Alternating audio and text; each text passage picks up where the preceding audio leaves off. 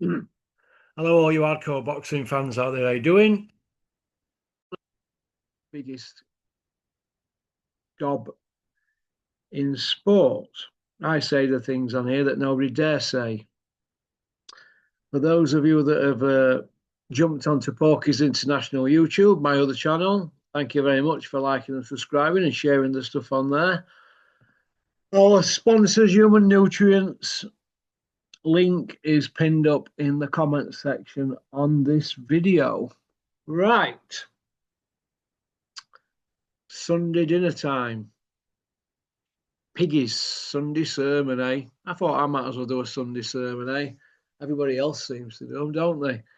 I'm going to start out with James DeGale. James DeGale at Bare Knuckle. I watched it. What did I think to it? Well, it's quite entertaining, actually, this Bare Knuckle. It sorts the men out from the boys, so I've got a lot of respect for James DeGale. Disappointed to see former boxers sticking it to him, saying, "Oh, he's probably got money problems and this and that, blah de blah." I think that's out of order. I think it takes a lot of guts to have a bare knuckler. I don't see him running around saying that he's 100 and 0 on the hard road like other people who invent stuff. He turned up, won the fight, got clipped a couple of times, but he's not fought for a long time, has he? But well done to James DeGale. And obviously, he moves on to bigger and better things. Now he's working with Conor McGregor. So I think that's good. And then BKB, lads, or Conor McGregor's organisation, whatever it is, I'm not right up on all that. Same as I'm not right up on cage fighting and MMA and UFC, all that. But I think it takes a lot of guts, that. Because there's no 10-ounce gloves, is there, with wraps underneath and stacking and all that, or whatever they do. It's pretty gory, isn't it? So respect to him and respect to Lucas Brown, who's done it. Frankie Gavin got in and had a go as well. I think there's been a few other people as well. I'd like to see Curtis Woodhouse do that. Curtis is he likes to tear up, and I can see Kurt doing that down the line at some point. But because Kurt likes a pound now, but well done to James DeGale, and it looks like the crowd enjoyed it as well. So, okie dokie. Let's see James DeGale call out some people that maybe he should have fought in boxing ring and he didn't get a chance to. Now's the chance to get at it. So it is what it is, isn't it? The Lazy Rhino. Well, it's not long now till he fights Makhmedov. It's a week tomorrow for fight week. People are saying that Dave's a favourite in that, the Lazy Rhino. I make the other guy a favourite in that. I'd like to see Dave win. I'm going to have him in my accumulator. I don't agree with people saying the other guy's got the heart of a pea. I think people are saying that to give David confidence, but I think it's an hard fight for him. And in my opinion, studying boxing ever since I was a young boy, I think it's an hard fight for David. That leopards don't change the spots. Not when they get into the 34th year. Yeah, they can get in shape and look good aesthetically, but if you're not going to let your hands go under the lights, it don't mean anything, does it? And if you're losing weight and that kind of thing, and you're used to getting it with weight on, it's a different ball game. So I don't know really, but I'm sure he'll reinvent himself if he loses. There's plenty of fights for him out there, but I think this is an hard fight, but it's a winnable fight. But I think it is an hard fight for him. That's just my opinion. If he loses, there's always the Elmer Fudd rematch trilogy, or whatever you want to call it. If he wins, well, Eddie's saying they've got Wilder lined up, but Spotty Frank's saying if he wins, they're going to fight Joshua. So there's a conflict of interest there. I suppose it could be sold as they used to spar together and blah, blah, blah, and he never got paid for it. They could use that as a script. But if Joshua needs a warm-up and Rhino loses against Makhmedov, he's got a warm-up there, hasn't he? But Rhino could beat Joshua at this stage of the game, I think. But if he beats Makhmedov, his life will change for the better and he'll end up a millionaire. So that's fantastic. Can Tank beat Jake, Porky? says Simon. Of course he can beat him. Of course he can beat him. But a 9 stone 9 man fighting a 14 stone 4 man. I don't know. It's but it's possible. Obviously he's a fantastic boxer and a better boxer than Jake Paul. So we're going to see, aren't we? We are going to see. So, Porky, when should people in the boxing industry start to worry? Jonathan, you've sent me that, and I don't know if you think about the state of the game or what, or I don't know what you mean by that question. Worry about what? So, all I'm going to say is this: when boxing people turn around to you and they say you're like family or I class you as family, that's when you should start to worry. All right.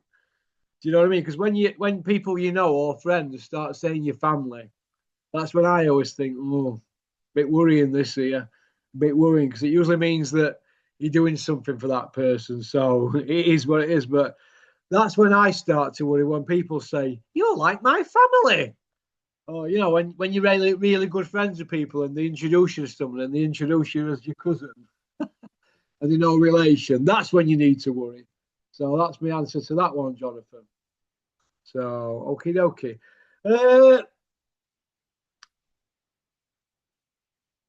One of members has sent me one here. Joseph Dobbs, 3436. The small hall shows promoters should get together and put their boxers against one another and have 50-50 fights. Forget all these foreign journeymen coming to lose. If you go to a show and you see fights, you'll go again. You see good fights, you'll go again. The cream will rise to the top, and area titles and such, which sometimes headlines small or would mean something again. Good point, that, Joseph. I've been banging on about that for a long time. The fight I want to see is Joe Hayden against Dempsey Whale. One's 14-0, one's 19-0. All they're doing is fighting people from their own gym, or they're digging people up with losing records. It's not good, that, is it? Not learning anything. Put them together and let's see what it's all about. That's a good fight. There's other fights, other similar records, blah, blah, blah. But people want to pad the records out and to make it look good on paper. But what are they learning? So I want to see 50-50 fights like that. I think that's a great fight, that. So, but we're going to see, aren't we? DAZN show last night, Izzy Asif's fight. Gradis Krause moves to 8-0 with a points win at cruiserweight against a cruiserweight. So good luck to him. One thing that you can say, when you've got a guy 7-0 and he's knocking everybody out, then he goes to a points win over 6 rounds.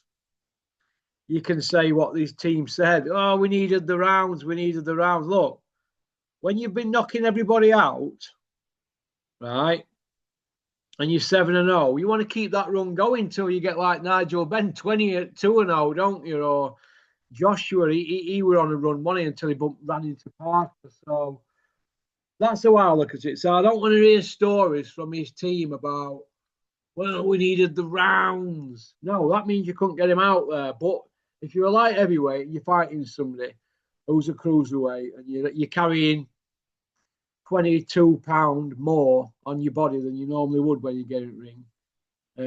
Well, I don't know. If you're a light heavyweight, you're probably getting at 185. If you got scales, didn't he, at 197 graders. So he's probably 10 pound heavier in the ring than what he should have been. He dropped him in first round. He couldn't get him out there. Look, you can't knock everybody out. You can't knock everybody out. You can't do it. But I didn't think the guy were any great shakes. Should he have got him knocked out? Well, for all the hype we've heard, yes, he should.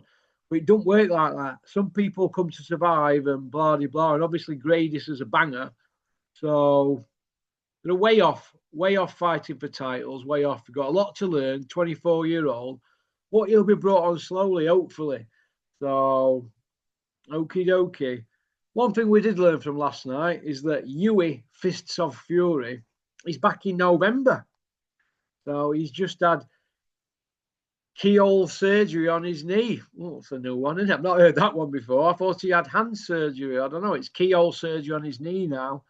Throw that in with blood disorder, blah, blah, blah. we'll wait and see. But Yui out in November. On next Izzy show, is it 29th of November? Wait, it's October in a couple of days. I see that. Hopefully, but I doubt it. It is what it is, isn't it? So you've got to keep your name in mix. But Yui's 31 now, and we need to start seeing him stepping up, don't we? Really, well, we need it's stop start, isn't it? That's how I look at it. In the last 51 months, he's had 4 fights against journeyman. So got to get a move on. You can't keep fighting every 1,126 days because that's what it averages out at his last 4 fights. You know, a fight every, it's a long time, isn't it? You know what I mean? What's that? 4 fights in, God, it's a lot. It's a long time, isn't it? 4 fights in 51 months. What's that? What's that? It's a lot. It's a lot in it. It's a lot in it. A lot of days in between, however many days it is. Let's have a look. Have a look. Let's have a look. I just want to see. I don't want to see fighters parked up, for days on end. He's starting to grate with me. Do you know what I mean? Calculator 365 times 4. It's a lot of days, isn't it? It's a lot of days. It's equals add 90 equals share by 4 equals a fight every 387 days. A fight every 387 days. It's not, your tools aren't sharp. It's stop start.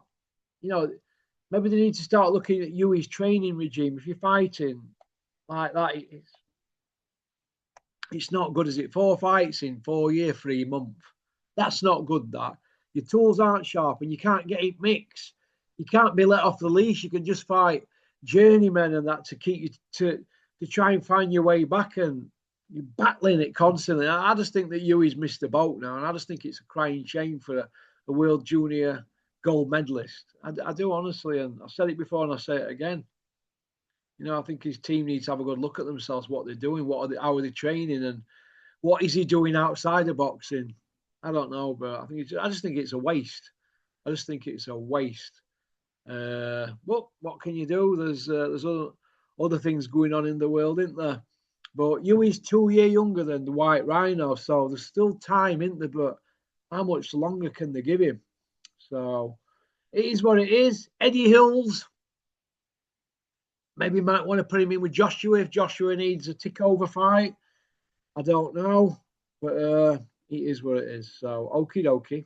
So, thanks for liking and subscribing and leaving a comment. We should have Anthony on at some point this week. Aaron's coming back on. Ryan will be back on. Kent's coming back. So, just like Yui's coming back in November, eh? But back from what? Eh? Back from what? From Pizza Hut.